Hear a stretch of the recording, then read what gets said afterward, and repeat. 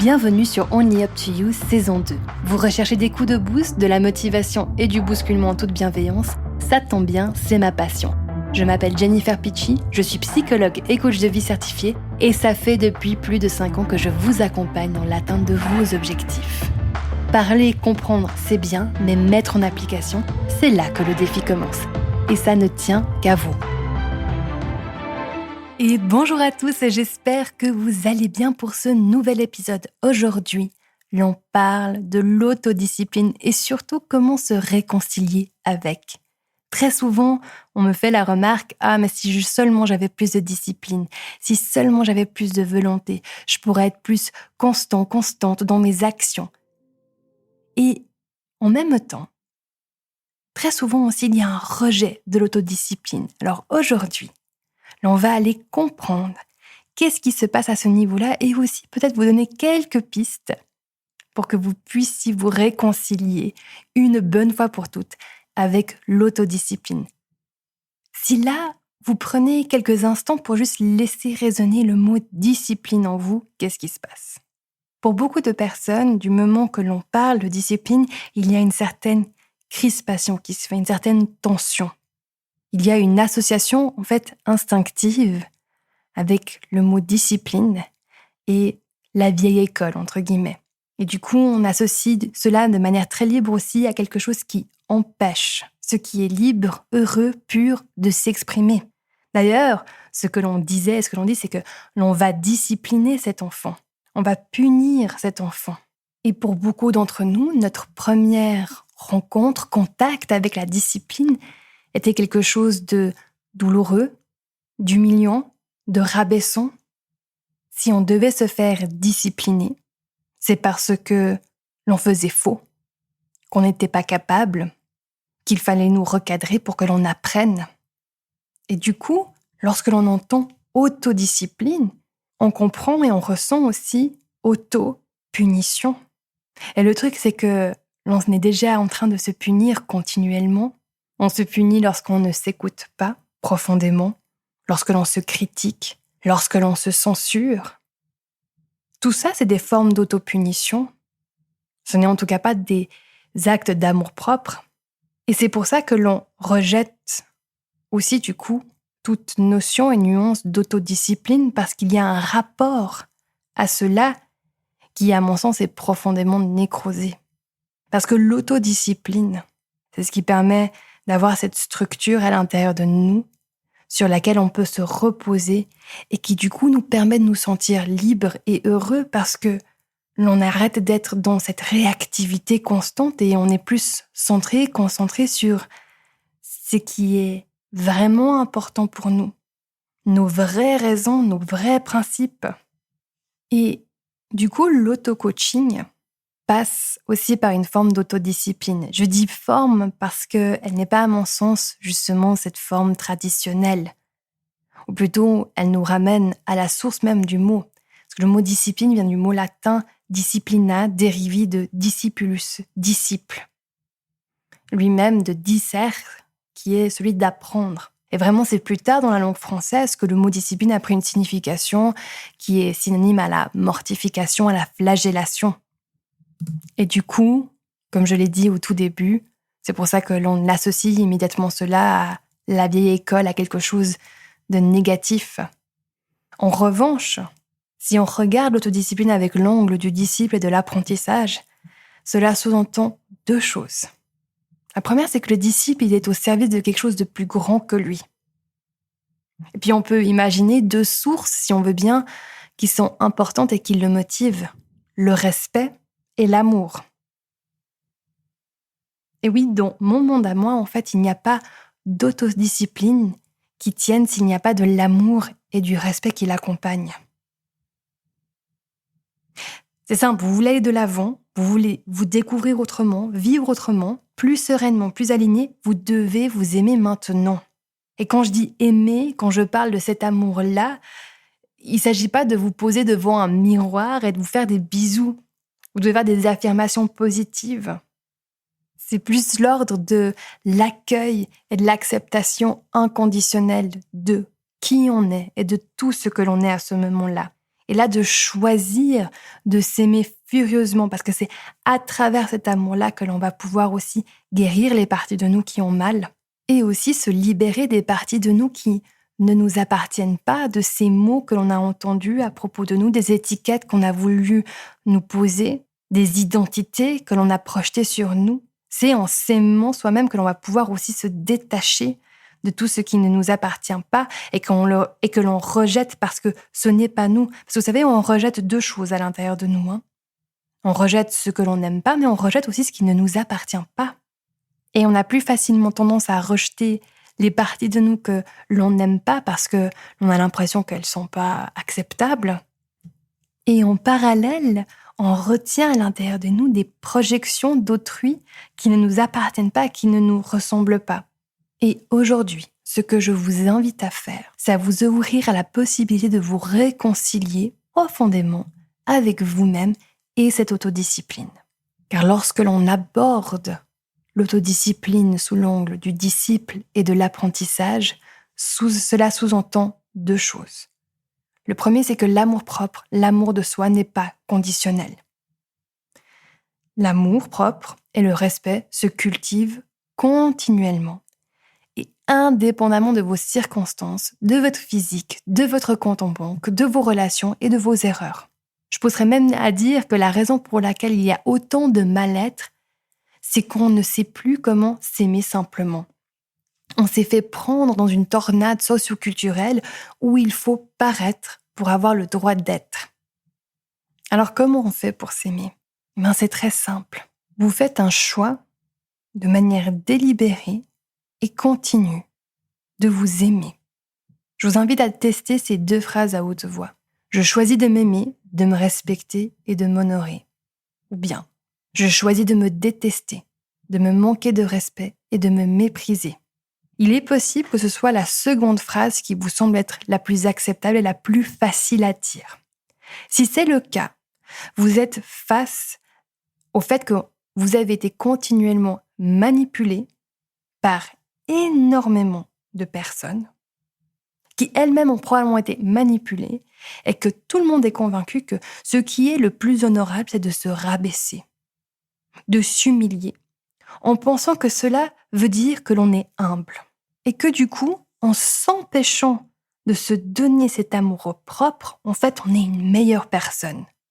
Parce que ça serait risqué de s'aimer et de s'accepter tel que l'on est si on n'est pas assez bien. Ça voudrait dire que l'on devient paresseux, faible, que l'on arrête d'essayer.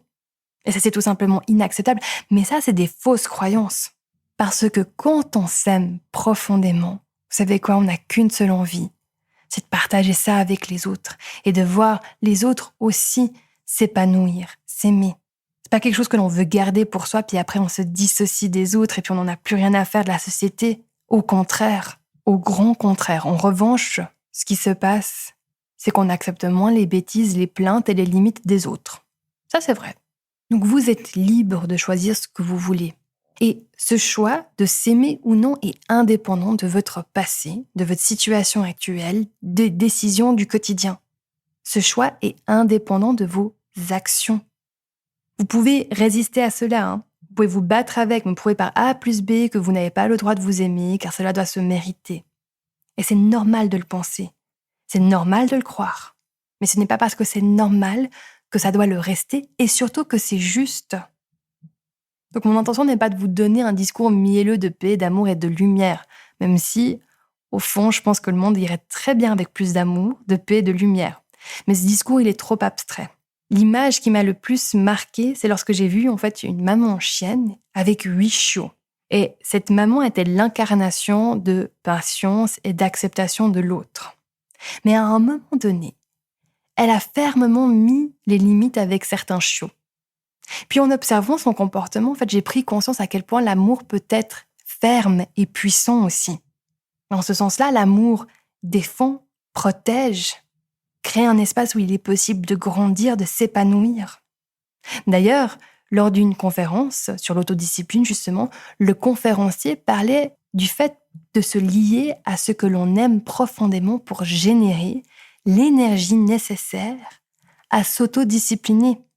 Bien entendu, il faut aussi avoir une raison importante pour justifier le besoin de s'autodiscipliner parce que oui, ça prend de l'énergie.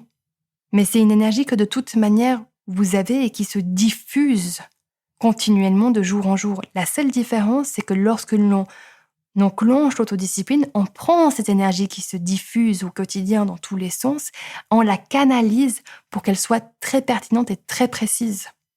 Donc si vous ne savez pas pourquoi vous faites quelque chose, que ce n'est pas clair, littéralement, papy, que j'aime aussi appeler votre banquier intérieur d'énergie vitale et mentale, ne va pas vous faire un prêt suffisamment important pour que vous puissiez vous autodiscipliner.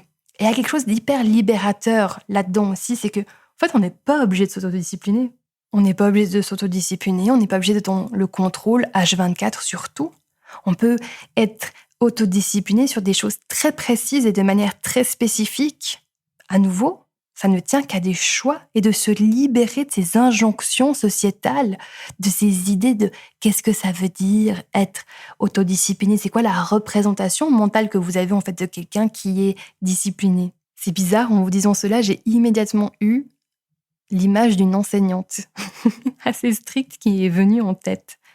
Mais si j'en reviens à ce conférencier, pour lui, le fait que ses priorités étaient sa vie de famille et de couple donnait tout un sens à la structure qu'il mettait en place dans les autres domaines de sa vie. À chaque fois qu'il avait une baisse en motivation, moins envie, le fait de se rappeler pourquoi il le faisait le remettait à nouveau en marche. Et c'est là où il y a aussi une autre nuance qui est importante. Souvent, vous avez l'impression que les personnes qui sont disciplinées, qui ont cette autodiscipline, elles l'ont de manière constante, elles n'ont jamais des variations. Mais en fait, elles sont humaines.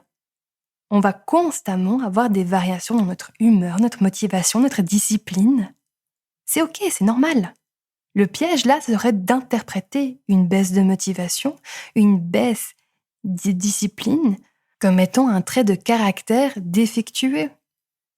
Je suis indiscipliné. Je suis paresseux. Non, on a des variations, c'est ok, c'est normal. Et quand vous choisissez le rejet, la non-reconnaissance de vous, la colère, la peur, oui, c'est votre choix. Et c'est pas à moi de vous dire ce que vous devez faire et penser. Par contre, ce que je peux vous dire, c'est que ce choix teinte vos actions. Toute action et émotion qui découle d'un amour-propre et d'un respect de soi est sensiblement différente des actions et émotions découlant d'un mépris de soi.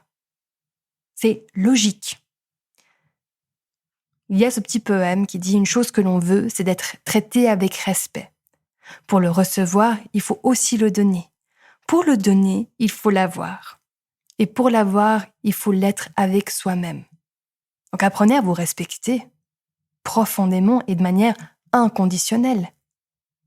Tombez pas dans le piège que si vous vous respectez, vous allez tout accepter chez vous et pas faire les ajustements nécessaires à votre bien-être et à votre développement. À nouveau, ceci est une fausse croyance, c'est une croyance limitante qui vous pourrit de l'intérieur. L'autre aspect de la discipline était justement la notion d'apprentissage.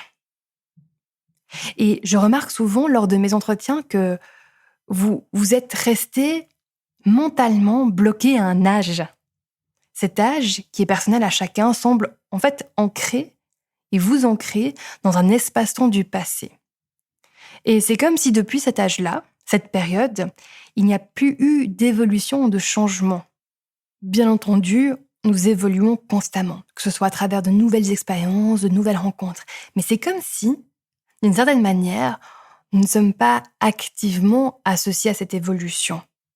Elle se passe et l'on peut être plus ou moins conscient de ce que cela implique.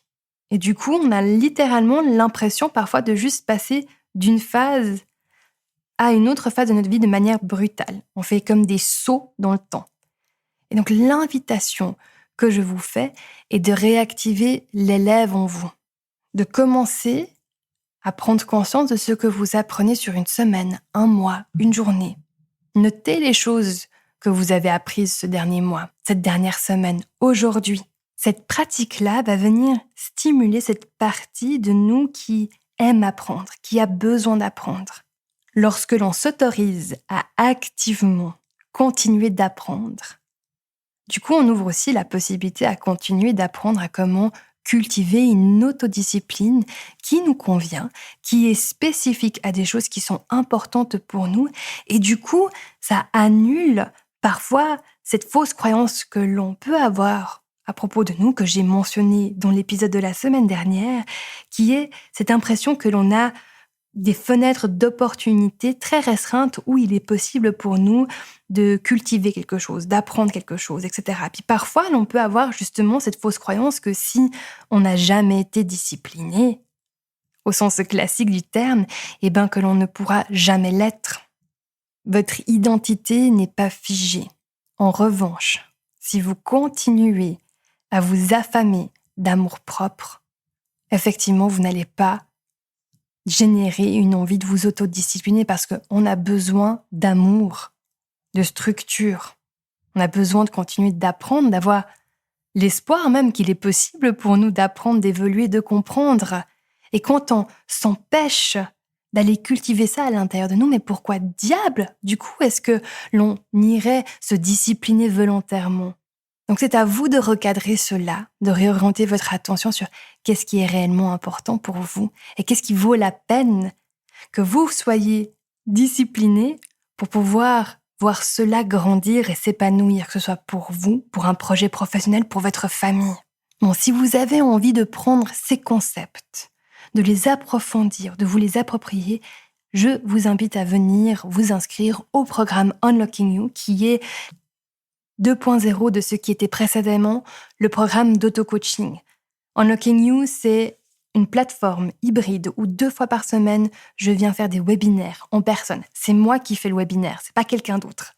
Vous avez les 5 modules de base qui sont principes et bases de l'auto-coaching. Le deuxième module, c'est tout sur le mindset. Là, on aborde tout ce qui a à voir avec les croyances, les biais de distorsion cognitive, la confiance en soi et comment cultiver un bon mindset. Le troisième, c'est l'accueil et régulation des émotions. 4e module, action et réaction, changer ses habitudes et en créer des nouvelles. Et le 5e, connexion et relation aux autres. En parallèle à ces modules de base, tous les 3-4 mois, il y a un module spécifique avancé. On va commencer avec celui de s'affirmer en toute simplicité. Naturellement, il y a un podcast privé et des auto-hypnoses.